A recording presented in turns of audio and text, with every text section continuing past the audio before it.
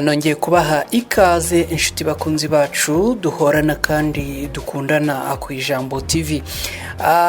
Icyo basaba no kubibutsa gukora like, share na subscribe kuri channel yacu, ubundi tugakomeza kugenda tubagezaho inkuru nziza zitandukanye kandi ziryoshye.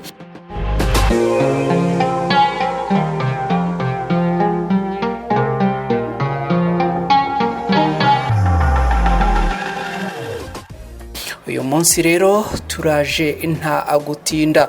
Umugabo n'umugeni ntibategereje kugera mu buriri ngo bagaragaze uko bazajya atera akabariro, ahubwo ibi babisangije abari bitabiriye ubu bukwe bwabo ubwo bari bari muri reception.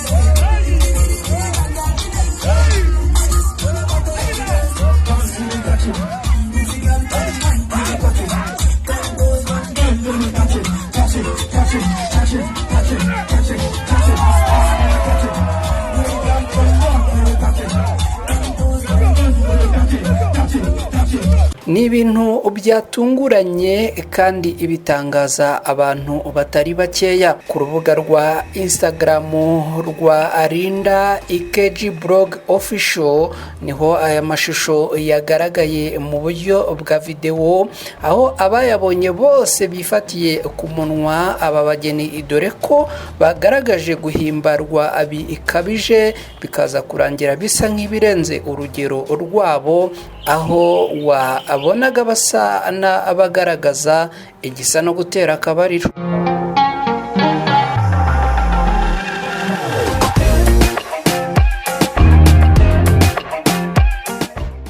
Umugore n'umugabo bari bakoze ubukwe bakomeje gushimisha abatari bake kubera ukuntu babyinaga imbyino zigezweho mu bukwe bwabo. Amashusho yagiye ahagaragara ku mbuga nkoranyambaga yabo bombi bivugwa ko bakomoka mu gihugu cya Ghana, yishimiwe n'abantu batari bake ndetse bagenda banayahererekanya ariko banayavugaho ibitandukanye, aho bamwe bayishimiraga ariko abandi bayanenga. Aba bageni wabonaga ababyina nk'abari gutera akabariro, ibintu byasekeje abatari bake ku mbuga nkoranyambaga ngo bo bagaragazaga kwishimira umunsi wabo.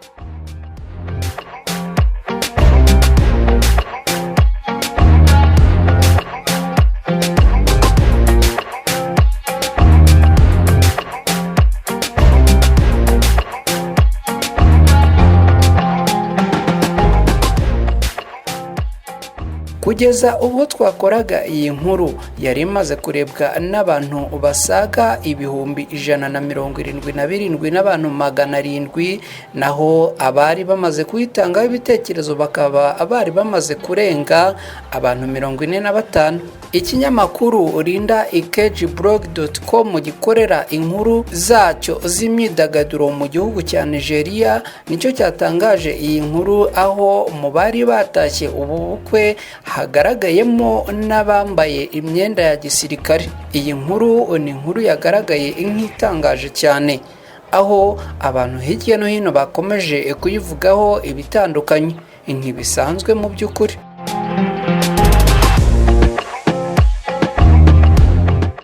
Reka wowe ngushimire wari ukomeje kubana natwe ku Ijambo TV. Ndabibutsa ko ari inkuru zinyuranye kandi zitandukanye tubategurira tukanazibagezaho.